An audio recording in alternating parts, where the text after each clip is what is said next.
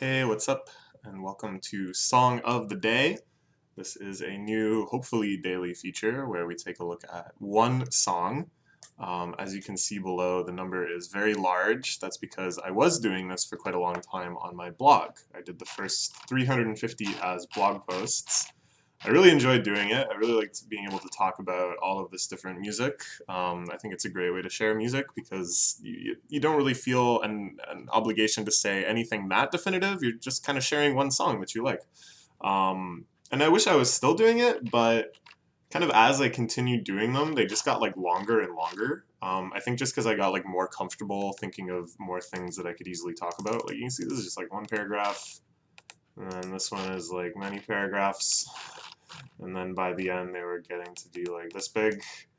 And all the time, I was having less and less time to do them too. So unfortunately, they had to stop. But I thought they could be back in video form where it's a lot easier. I just hit record and then I talk for a while, and then when I've run out of things to say, I hit stop record. And that's it. I wanted to start with this song, Seven Rings by Ariana Grande. I've been really obsessed with it lately. It's got this like awesome, super percussive feel and beat. She uses this as a jumping off point to have a really nice contrast with this like these really flowing verses that interpolate the rhythm and melody of that Christmas song. Is it a Christmas song? Well, that song, My Favorite Things. Is it a Christmas? I don't even know. You know the song.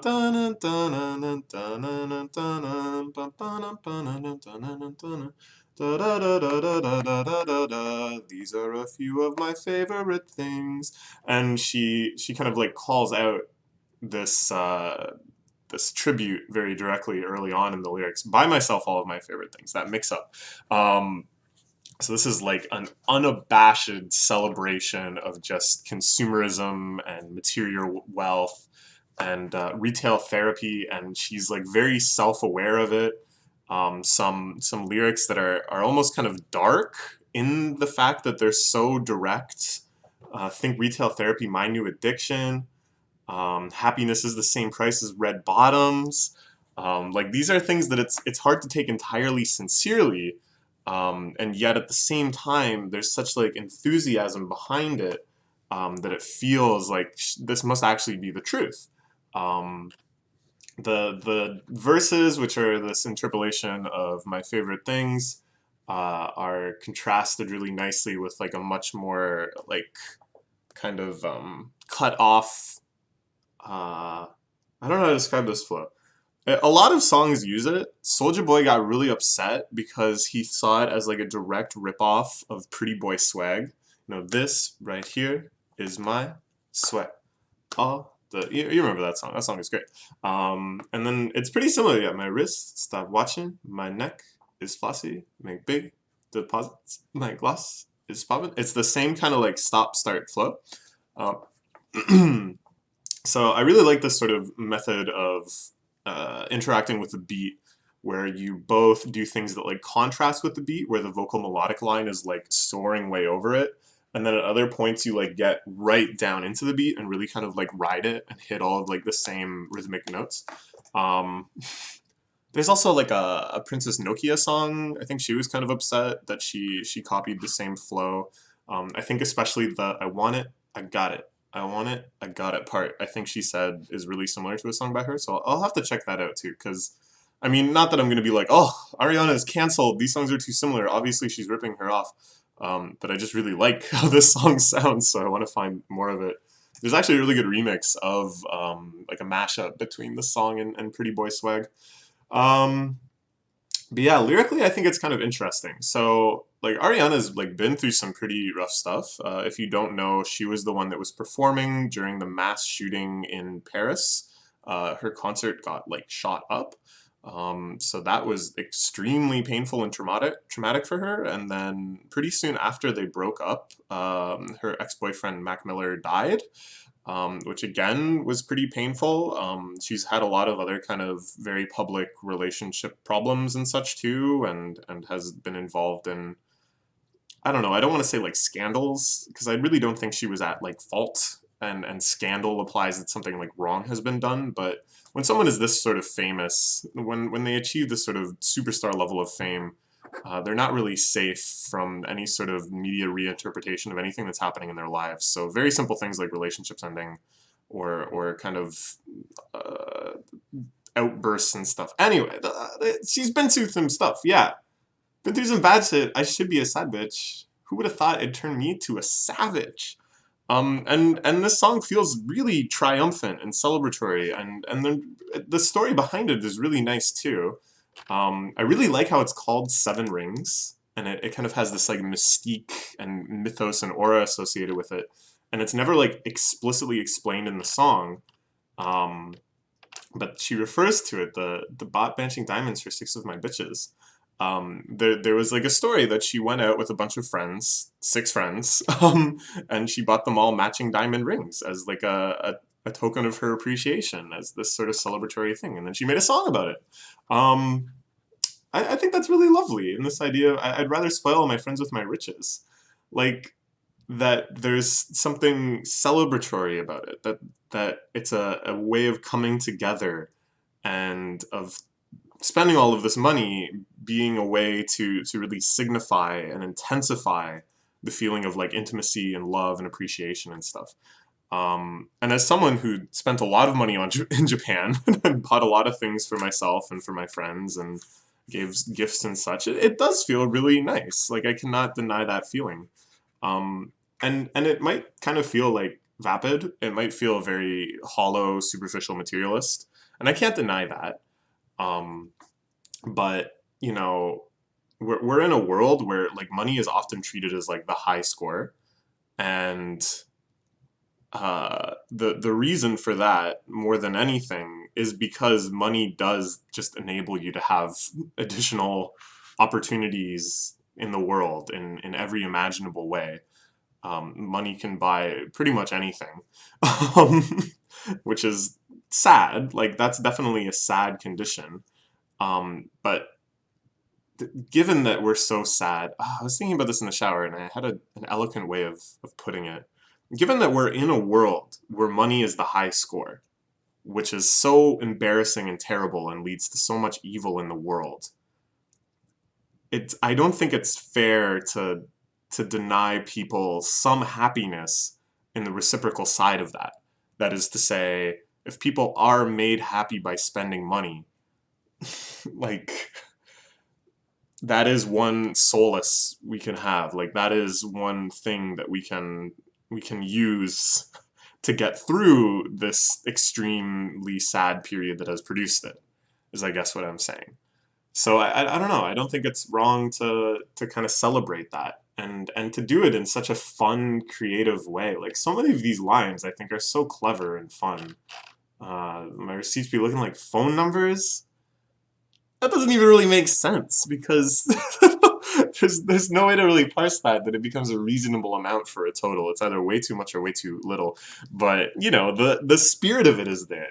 Black card is my business card. The way it be setting the tone for me, like the cleverness of tone black, like the color tone, but then also the fact that she like sets it out like a business card when she walks into the store. She flashes the black card, and then it sets the tone for the entire relationship she has with that shopping experience. Basically, they're just throwing stuff at them.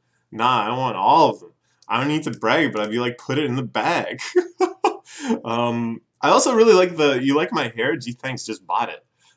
So often I feel like there's this, um, especially with like things like hair, there's kind of a sad double life that a lot of people have to live, where they are actually using things like weaves and extensions, or just using like a lot of product and stuff to get it to look the way they want, which is challenging and takes a lot of effort and creativity and kind of like self-awareness. Um, but then you also have to turn around and act like, oh yeah, this is natural. I just woke up like this. Um, so her coming right out and saying, yeah, I bought this hair. This is an extension. Gee, thanks. I just bought it. And being like, no, that is actually cooler than if I just happened to have hair like this. That I have the means and the like willpower to every morning do all of the effort of making a hair extension. Like that's awesome. Like good for her. So yeah, I don't know. The give me the loot, the little like references to hip hop too. I feel like Ariana has just completely found the most ideal combination in terms of pop dominance between the really mainstream appealing parts of modern hip hop, kind of this like real flow integration and flow focus, um, while also not losing any of like the veneer and the sort of sparkly radiance of pure pop music. It's brilliant, and I think on like little things like this when she says "Give me the loot," which is of course a Biggie reference. She's acknowledging, maybe not as explicitly as some people would want, but she's acknowledging just how broad a tradition that she's drawing from when she makes these hyper produced bullseye right for the number one spot hits. But for me, what really makes me love this music is the really little things, and I'm not sure who really to attribute to this on our production team. I know Social House has done a lot of really cool stuff before with her and just in general and with like rappers and such. So maybe it's them that's like bringing out these little qualities. On this track, what I really like is on this pre-chorus when she goes, "The way it shine." They like double her voice on shine, just the word shine. The way it shine, and it's kind of like it creates this almost like pseudo vibrato, because the other one they sample is like only a little interval away from the original sample, like from the original voice that is. Whereas normally when they do that sort of like layered double singing, they want like a big like chord range, you know, to kind of give an inner harmonic. But here it creates this like really kind of almost staticky, wobbly feeling that I just think is so cool. And it's almost like tone painting too, because it feels like you're seeing suddenly like a reflection, like her voice became shiny. Tone painting, of course, being where you kind of reflect the lyrical content of what's happening sonically through harmony or melody or whatever. Um, Also, this yep, I love it. I love it so much. Yep. I don't. I can't do it that well. She's like a small dog. She just does this like little yep, and it's like almost a musical. Like it's just so disconnected from everything else that's happening, but it's just such a perfect punctuation on these choruses. I just love it. I think it's just so amazing that she can do something like that. That she would think to put something like that in a song. So yeah, big fan of this. I'm glad that it seems like it's gonna have a nice legacy as like a meme song, but not kind of like a meme song like Sicko Mode, where it's more just the mimetic existence of the song that makes it a meme. You know, where it's like recreating Sicko Mode with various things, and it could just really be anything. It seems like the Seven Rings memes are a little more like focused around what the song actually is. So I really like every other beat. This one is a banger. Just the want it, got it, want it, got it, want it, got it, want it, got it. Like hair? Thanks, bought it. See it, click it, want it, got it. This one is really good too. Beats 2 and 4 are swapped. It holds up so well. It really just shows how solid every part of the song is. I haven't heard this one yet. This is getting more kind of into like the Sicko Mode territory where it's just experimental. Maybe this is good. I don't know.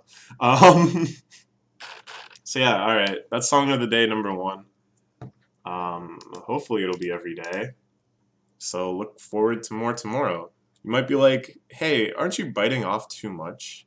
Introducing yet another thing you want to do every day, on top of all of the 2018 videos you still have to make, all of the Japan trip videos you still have to make, on top of the fact that you want to do more edits with the channel and stuff.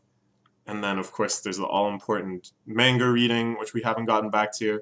The answer is yes. I'm definitely taking off way, way more than I could chew. But I want to, you know? I really want to, like, go in on YouTube as much as I can and make all of the videos I want to make. And this is something I really think I'll enjoy doing. So I hope you enjoyed watching it. And we'll talk about something different next time.